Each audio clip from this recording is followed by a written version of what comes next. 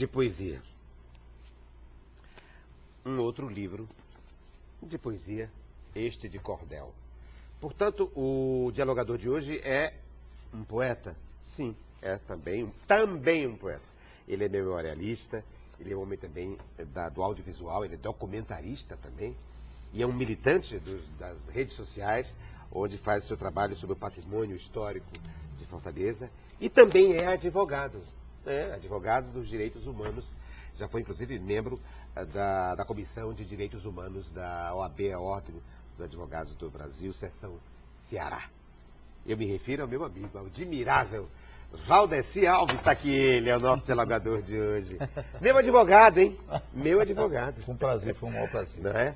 Quando eu fui aí, quando eu sofri aí uns processos, dois, sim, se lembra? Sim, dois processos. E nem precisei procurá-lo.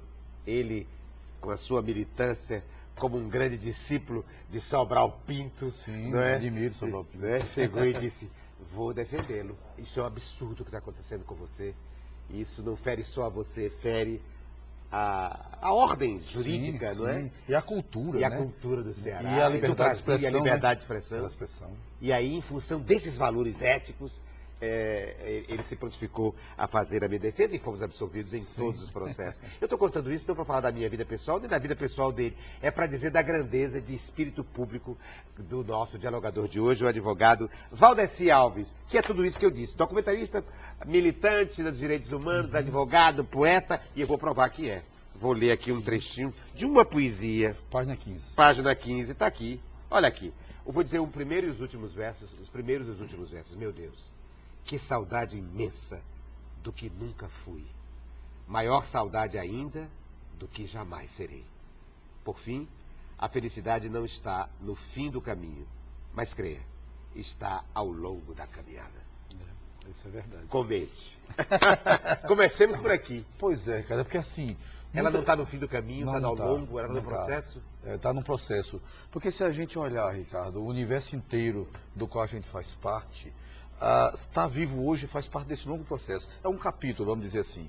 E a vida inteira seria já um roteiro. Então nunca vai ter um fim. Porque a existência, ela é infinita, é como um círculo que você anda infinitamente, quer dizer, nunca acaba. Então, nesse sentido, a gente nunca deve acreditar que chegou aqui e atingiu. Não, é inatingível qualquer fim e a felicidade vai estar no meio sempre. E por isso ela é infinita. A felicidade é sempre entre, exato. Entre os dois pontos da reta, entre os dois pontos. É sempre gerúndio, né? Sim, exato. Está se fazendo, sim, né? Exato. Esse trecho do poema é de um livro chamado Sussurros do Vento, do Valdeci Alves. E ele tem também o outro que eu apresentei, que é A Besta Fera, de 32. E aqui, só esse livro aqui, já pautam dois temas da sua vida, hein, Valdeci? Pautam. Primeiro, o cordel. Você tem vários livros de cordel publicados. Eu tenho vários. Você tem uns 15 livros publicados. Livro 15. Cordéis, romance... Cordéis uns 4. Eu tenho uns 4 cordéis e uma peça em cordel. Uma peça de teatro em cordel. Que é um outro lado seu também, você é envolvido com o teatro. Sim, né? Com a parte de dramaturgia e atuação também. Sim, adoro teatro. Adoro teatro. O que mais? E romance. Sim, romance. E por que aqui tem a ver? Porque aqui tem a ver dois temas que eu queria que você discorresse sobre eles. Primeiro, cordel. Veja só, quando eu tinha 9 anos de idade, meu avô, que adorava cordel e tinha um quartinho com a estátua de Padre Cícero, uma velhinha acesa e um pacote de cordel amarrado com barbante. Meu avô ficou meio cego. Eu tinha 9 anos, aí meu avô me chamava para ler para ele. Mariquinha José de Souza Leão, né, a questão lá dos cachorros mortos do Leandro de Barros. E eu lia para o meu avô porque eu lia bem, ele me achava um menino esperto e eu passei a amar o cordel. Não só li todos os clássicos de cordel, foi meu primeiro contato com a literatura, como domino a linguagem de cordel. Eu escrevo em cordel normalmente. Li tanto cordel que aprendi a escrever cordel. E isso aqui conta a história do campo de concentração de Senador Pompeu a partir dos relatos que eu ouvi de sobreviventes. Porque desde 95 que a gente tem lá uma militância, eu moro aqui em Fortaleza, mas vou muito à minha cidade, e eu conheci uns 10 sobreviventes, gravando, eu tenho até matéria em audiovisual, bastante, já lancei documentários, mas eu sou fiel aqui, Ricardo, ao que eu ouvia, a oralidade e a narrativa que tem aquele sabor de fantástico que eles narram. E Isso, não a então, história em si. É a partir da memória oral. E eu conto a história que eles me contaram e sendo fiel ao que eu ouvi. É isso. Eu tento.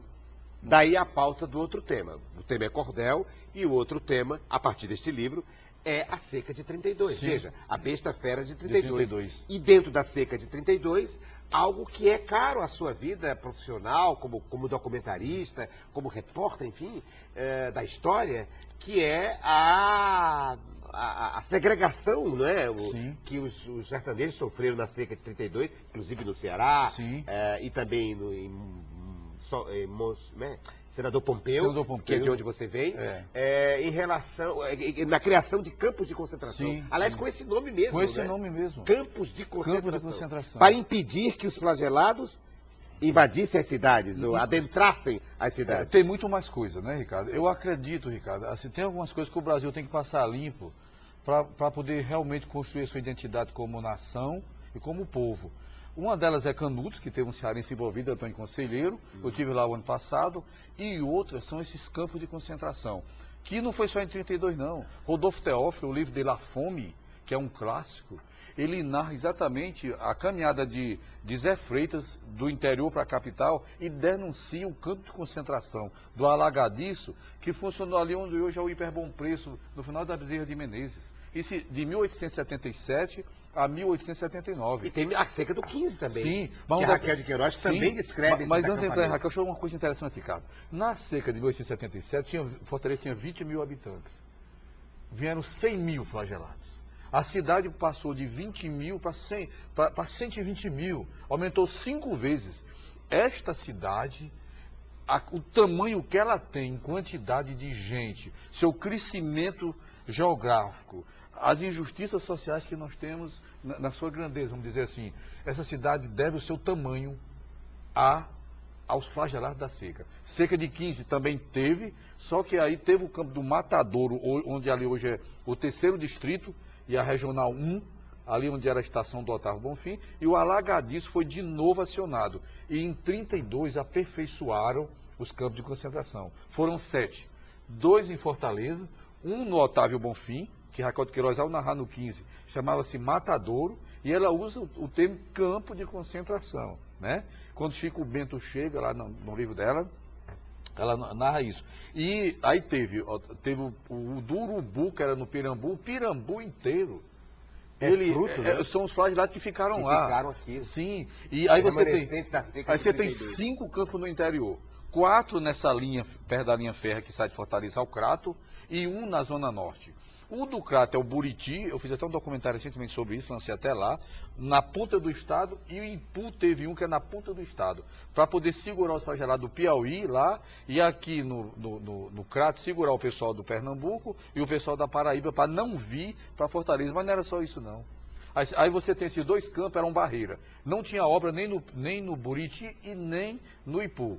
Agora, Senador Pompeu, não é? Quixeramobim, Cariús, foram colocados em lugares que tinham obra de açude parada desde 1919, que o Epitácio Pessoa, o presidente da época, começou a fazer e parou. Mas, Ricardo, o campo de concentração era uma maneira de segregar, fruto de um pensamento advindo do darwinismo social e da tese da eugenia, segurar a mão de obra, para essa mão de obra, quando voltasse as chuvas, não acontecer como na seca de 1877, que quando a chuva voltou, não tinha mão de obra barata para explorar, né? E ao mesmo tempo exportar pessoas para habitar o Acre, o Pará e mão de obra, para baratear a mão de obra em São Paulo, mandando esse povo para o Sudeste, porque quanto mais operário tem, mais a mão de obra cai.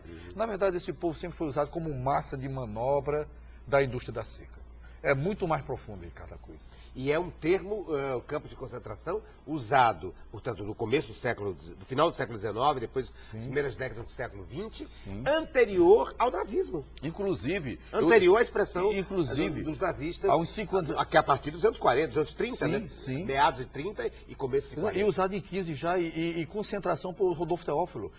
Inclusive, eu fui a Polônia. E é confinamento com morte, né? Com prisão. Com prisão e morte. E morte pelo abandono. E trabalho escravo. Aqui, para você ter, Senador Pompeu, morreu tanta gente... Proliferação de doenças. Que o cemitério da cidade não aceitou os flagelados irem para lá, enterraram no meio do mato e houve um surto messiânico. Todo ano, 6 mil pessoas, em média, vão da cidade até a Caatinga pagar promessa para essas almas. Houve um surto messiânico porque o povo entende. E são mártires. São mártires, isso. São mártires. E, Ricardo, eu tive em Auschwitz, na Polônia, porque eu tinha uma dúvida, eu digo, bom, o nome é campo de concentração aqui. Há alguma relação? E eu tentei fazer uma pesquisa e consegui encontrar alguma relação. Fui à Polônia, é o darwinismo social, que você encontra Euclides da Cunha nas notas preliminares. Ele diz nos Sertões, que é uma obra gigantesca, é uma epopeia da literatura brasileira. Aliás, o Sertão inspirou as grandes obras desse país. O 15, Euclides da Cunha e Grandes Sertões de Veredas. Então, veja, porque, de uma certa maneira, a identidade nacional passa pela miscigenação genética, cultural, tudo pelo sertão, onde houve tudo isso antes da chegada da importação dos imigrantes. E é interessante a gente observar o discurso do Euclides da Cunha, apesar desse escritor fundante, né? Como é que chama? Como é que eu diria? Visceral, fluvial, né? Porque ele vai fertilizando as margens por onde passa, né? Na cultura brasileira. Mas ele tem uma dubiedade, não tem? Tem. Ele tem um discurso, às vezes em relação mesmo não, ele é racista. ao Antônio Vicente Mendes não, ele é Fiel. racista. Em alguns momentos ele é preconceituoso. Ricardo, né? Esse tabaréu, esse monstro. Esse seatávico, esse louco dos olhos brilhantes que assustavam. Porque também ele está dentro de um contexto que tem aquele contexto da antropologia física. Como é o Lombroso. Do Lombroso, né? Sim, tá. Do Lombroso, né? De que haveria características raciais, ou étnicas, que justificariam o crime. Né? Na verdade, nós tivemos um embaixador da França que morou no Brasil na época de Dom Pedro II, chamado Arthur Gobineau, que ele mandou uma carta para Louis Agassiz, que era um pesquisador francês que viajava o mundo estudando geografia, dizendo mais ou menos assim: Agassiz, vem ao Brasil, venha ver aqui a miscigenação de raças, porque aqui você vai encontrar um mestiço que tem o pior de todas as raças, o pior do negro, o pior do índio e o pior do branco. E finaliza dizendo assim: eu não acredito que o homem veio do macaco, mas aqui se caminha para virar macaco. Isso é de Gobineau, amigo de Dom Pedro II. E Euclides da Cunha diz que nós somos uma sub-raça destinada a ser varrida do mapa pela civilização que vem da Europa nas notas preliminares. Agora, essa ideia, Ricardo, está em tudo que foi escrito no Brasil em relação ao Nordeste. Há um preconceito contra o nordestino, claro, e contra o brasileiro, na verdade, e contra, basicamente, a miscigenação. A ideia de que a miscigenação, a mistura de etnias, é maléfica para a constituição psicofísica. Inclusive o fato humano, de botar esse pessoal nos campos de concentração. Eu tenho um relatório de Marechal Rondon. Marechal Rondon, em 1923, teve aqui no Ceará, teve nos locais onde era para ter assuntos que a obra foi parada. Porque quando o Epitácio Pessoa deixou de ser presidente do Brasil e veio Arthur Bernardes, o mineiro, toda a obra de açudagem foi parada. E aí, para ver se teve roubo, mandaram o Marechal Rondon com a comissão. Quando ele está escrevendo o relatório dele, ele diz no começo que eles vão olhar um pessoal comum e chama a gente de sub-raça também, isso em 1923. E em 1934... Getúlio Vargas promulga uma Constituição para poder apaziguar o povo de São Paulo, que tinha feito uma guerra civil em 32, e no artigo 134 prevê assim, que os municípios, os estados e a União têm que cultivar a eugenia. Está na Constituição de 1934. Então, veja só. Princípio também do nazismo. Do nazismo, aí é que está. Getúlio gostava de Hitler, gostava de Mussolini. Aliás, é outro discurso dúbio, né? Getúlio é complicado. É outro então, o que também, às vezes, acende uma vela a Deus e outra ao diabo. Né? O que acontece? Na verdade, Ricardo, a identidade nacional ainda... De vez em quando a gente vê, teve aquela menina que disse que tinha que matar nordestino em São Paulo. Então, veja, a nossa identidade... Nós somos um povo, mas não somos uma nação ainda. E nesse processo de construção da identidade nacional... Temos que resgatar essa história dos campos e compreender Canudos, os sertões, porque esse país tem que ser passado a limpo. E a narrativa tem que mudar. A maneira como está contado hoje, a narrativa do povo brasileiro, isso aqui está sendo resgatado graças aos sobreviventes que contaram essa história, a memória oral. Ricardo. Meu irmão desse planeta, presta atenção, vou contar, usando a minha caneta, o que se deu no Ceará. Num terrível palco dor. Lá no Sertão Central, cidade de Senador, na seca do Grande Mal. São os primeiros versos da Besta Fera de 32, em que o autor, o nosso dialogador de hoje, Valdeci Alves, advogado e poeta, cordelista e documentarista, faz no seu livro A Besta, faz uma referência, digamos, à sua cidade, né, aos campos de concentração que existiram na sua cidade. Uma questão de justiça. Senador, quem ilustrou aí foi senador. o Cleverson Viana. Senador Pompeu. Clebson Viana grande é o figura. nosso o ilustrador. É o ilustrador, que é é, outro claro. militante extraordinário. Incrível, né? grande. E você também. Vamos colocar outros objetos Ok, que à você me vontade. trouxe. Ok. Nós, inclusive, fizemos um documentário junto. Outra paixão dele é Nietzsche. Nietzsche, eu gosto Nós muito. Eu fui Nietzsche, né? Foi Zaratustra. Eu fui Nietzsche, eu fui Você foi Zaratustra. Zaratustra, Ricardo. Quando eu pensei nele, No pensei documentário. em você. Pois não é? Zaratustra. Zaratustra, cabelo todo solto, e eu andando aí pelo sertão, não é? Pelas dunas também, pelos Sim, mares, né? sim. Pelas praias todas sujas. Você lembra Sim, disso? lembro. E você, na câmera, fazendo isso. Precisamos lançar esse documentário. Vamos lançar. Como é o Você- nome, hein? Era Assim Falou Zaratustra. Assim Falou Zaratustra. Que é o mesmo título do livro. Era o Zaratustra sertanejo. É, o sertanejo, é. Porque o Ceará tem isso, o Ceará tem grandes filósofos nesse país. E o que te encanta? O que encanta você tanto no Zaratustra ou no Nietzsche? O que é? Tem alguma coisa aqui que possa lembrar? É porque o Nietzsche é honesto. O Nietzsche, é claro, quando ele diz para o que desce da montanha, diz assim, ó, você não sabe que Deus está morto e que o homem tem que encontrar Deus em si mesmo e só crê em si porque isso é divino. Então essa honestidade do homem saber que o Deus é uma criação sua para ter coragem para enfrentar a vida. É mais ou menos isso. Mas veja, apesar disso, apesar dessa compreensão, né, de que Deus é uma criação do homem, embora os religiosos também acreditem que o Deus é o criador do homem, né? Certo, Nós vamos na certo. contramão aí do pensamento religioso. Você é uma figura que tem uma pesquisa enorme e de consideração de caráter de antropologia cultural em relação à religiosidade popular. Sim. Você, Sim. documentários sobre Padre Cícero. Está no sobre, YouTube com né? 30 mil acessos, Com inclusive, não sei 30 nem quem foi que assistiu. É verdade. Você, aliás, quando você faz. tive- Você é um militante das redes sociais, e eu digo isso porque você faz uma postagem, aquilo tem 60 mil Eu tenho algumas visualizações, algumas- né? é. 70 mil, 30 mil visualizações, não é? E geralmente está ligado a como é que chama? Essas passeatas, não, como é que chama? As novenas, as peregrinações aos lugares religiosos. Ao messianismo. Ao messianismo, As crenças, e a cultura religiosidade. popular. Eu Sim. queria que você falasse sobre isso. Veja só, essas duas dimensões na minha desse opinião- homem nietzschiano, para quem Deus está morto, e, no entanto, esse homem que é tão interessado na relação do homem com os seus deuses. É porque, na verdade, a cultura popular não tem muito a ver com a cultura realmente da igreja oficial. Padre Cícero mesmo, Padre Cícero é um fenômeno. Que eu diria como um homem simbólico e histórico. Por quê? Padre Cícero, Ricardo, não foi nem ainda reabilitado. Ele morreu excomungado, sem poder celebrar. Mas nós vimos que Padre Cícero é o primeiro santo do mundo santificado pelo povo. E a igreja teve que se submeter à vontade do povo. Houve uma democracia religiosa aí, que é um paradoxo. Eu já vi isso similarmente em Mossoró. Em Mossoró, eu visitei o túmulo de Jararaca, Sim, que é tido como santo lá na região. As pessoas rezam para ele, o túmulo mais visitado em novembro é o dele. Como é que você pode entender que um cangaceiro aprisionado, quando tentaram invadir Mossoró, é um santo? Porque ele foi martirizado, foi enterrado vivo, quebraram as pernas dele vivo, e o povo diz assim, mas quem quebrou as pernas dele foram os coronéis.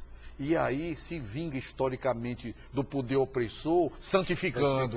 Então é porque a religiosidade popular é vida, é resistência, é uma atitude política, Ricardo, é por isso que eu gosto. Bonito, é isso, é o nosso militante político. É isso. Não é à toa que ele tem a minha admiração, e faz tempo. Admiração é recíproca. O nosso Valdeci Alves, o dialogador de hoje, que me trouxe dois poetas. E eu vou colocar logo em cena os dois poetas que ele me trouxe. Um tem a ver com tudo isso que a gente estava conversando, que é a cultura popular e o cordel, que é o Patativa do Assaré, Espinho e Fulô. E o outro, os poetas Fernandos Pessoas. Os né? Fernandes. Porque ele não é mais um poeta, isso aqui já é uma literatura.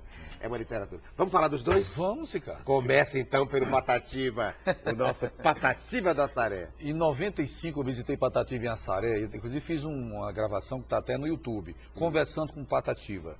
Genial. Espinho e Fulô. Espinho e Fulô. Genial. Eu fiz uma pergunta a Patativa, Ricardo, que eu nunca vou esquecer da resposta dele. Eu perguntei assim a Patativa, eu tinha essa curiosidade. Falei assim, Patativa, como é que um homem que nunca estudou filosofia, nunca estudou filosofia grega, filosofia alemã, mas na sua obra está tudo lá. Aí essa filosofia tão profunda, onde é que você aprendeu, Patativa? Aí ele falou assim, ele estava com a voz dificultosa, ele dizia, meu prezado Valdeci, falava assim, né? Ouvindo rádio, eu aprendi tudo ouvindo rádio. Aí eu perguntei, mas como é que você consegue só ouvindo rádio filosofar com tamanha profundidade? E eu conheço muita gente que estudou filosofia, tem diploma na parede e não consegue escrever com essa profundidade. Ele disse assim, é porque tem muita gente que estudou filosofia, mas que nunca filosofou. Bonito, bonito. Eu nunca me esqueço disso. Então é um gênio, É um né? gênio. É o nosso Homero. Pois olha, você me trouxe nosso o Homero. Patativa da Saré. Eu vou ler um pouco de A Triste Partida, mas eu acho que eu não devo ler. Eu acho que... Quem lê são duas pessoas. Um pedaço é o Ricardo Guilherme. Certo. O outro você vai ver quem é, tá? Certo, ok. Eu vou ler A Triste Partida. Setembro passou, outubro e novembro. Já estamos em dezembro, meu Deus, o que é de nós? Assim fala o pobre do seco Nordeste, com medo da peste, da fome feroz. A 13 do mês, ele fez experiência, perdeu sua crença nas pedras de Sá, mas noutra experiência, com gosto se agarra, pensando na barra da alegre Natal. E aí vai, é o nosso Patativa. Você me trouxe o Patativa, você me trouxe o Patativa em poesia e eu te trago o Patativa. É verdade. Eu vou incorporar aqui o Patativa. Não é? E ainda posso incorporar essa figura linda chamada, não imitando, mas enfim, que é o nosso Luiz Gonzaga, porque isso é música, né? É música. Setembro passou, outubro e novembro. Já estamos em dezembro, meu Deus. Eu perguntei como é que Luiz Gonzaga pediu para gravar isso aí. Meu Deus. Assim fala o pobre do seco Nordeste, com medo da peste, da fome feroz. Ai, ai, ai, ai. Conte essa história. Eu perguntei a Patativa como é que o Luiz Gonzaga soube dessa música para gravar. Que para poder ele conhecer alguém disse, né? Ele disse, não, foi o seguinte... Luiz Gonzaga estava indo fazer um show em Campina Grande, na Paraíba, e quando ele ia no carro dele, numa veraneio parece, tinha um programa de rádio muito famoso em Campina Grande, e os dois cantadores estavam lá e cantou minha música. Aí ele foi direto na rádio, chegou lá e ainda pegou o cantador e disse, essa música é sua, eu quero gravar. O cantador disse, não, é de Patativa. Aí ele voltou para Assaré, pediu autorização para gravar e gravou. E é letra e música do Aí eu perguntei ao Patativa, o Luiz Gonzaga botou o nome dele e o seu. Ele botou porque ele botava, mas a letra e a música é minha. Letra e música dele, ele me disse isso. E eu pensava que era uma música... Eu também. Tanto que eu tinha dúvida no ouvir no disco, isso aí que ele me respondeu, eu filmei, tá no YouTube. Quem quiser assistir é só botar assim, conversando com o Patativa Valdeci Alves. Tá lá, eu gravei. Do mundo afastado, sofrendo desprezo, ali vive preso, devendo ao patrão. O tempo rolando, vai dia e vem dia, e aquela família não volta mais não. Deixa eu aplaudir você, mas merecia uma plateia inteira. Era desse jeito. Mas era assim, era desse ele jeito. Era lindo, e ele tinha essa experiência extraordinária dos menestréis, não é? Que era dizer a poesia, não só escrevia. Ele tinha a capacidade da oralidade, que é muito própria do cordel, né? O cordel é o jornal do sertão, é o romance do sertão, e é o teatro, porque eles trazem a oralidade, né? Os poetas sabem dizer o poema. Ele sabia todos os poemas de Kobe, todos. A memória. Todos, é extraordinário. E aquele jeito de falar, não é? Sim. Bonito. Que é épico, né? É épico. Extrema emoção. Sim, incrível. Estamos aqui com o dialogador de hoje, que é esse poeta, esse advogado, Valdeci Alves, meu amigo. Genial, Ricardo. Genial, merece palma aí. Olha, e tem outro poema. Tem outro poema, na verdade é um poema, não é só um poeta, não, nem uma literatura, do qual nós vamos falar no próximo segmento, claro, do programa Diálogo com o advogado, historiador e documentarista Valdeci Alves, que é o poeta Fernando Pessoa, a quem eu chamei de Poetas Fernandos Pessoa. Não é só um poeta, é uma literatura. E é de poesia de Fernando Pessoa que vai falar o nosso dialogador no próximo segmento do programa Diálogo.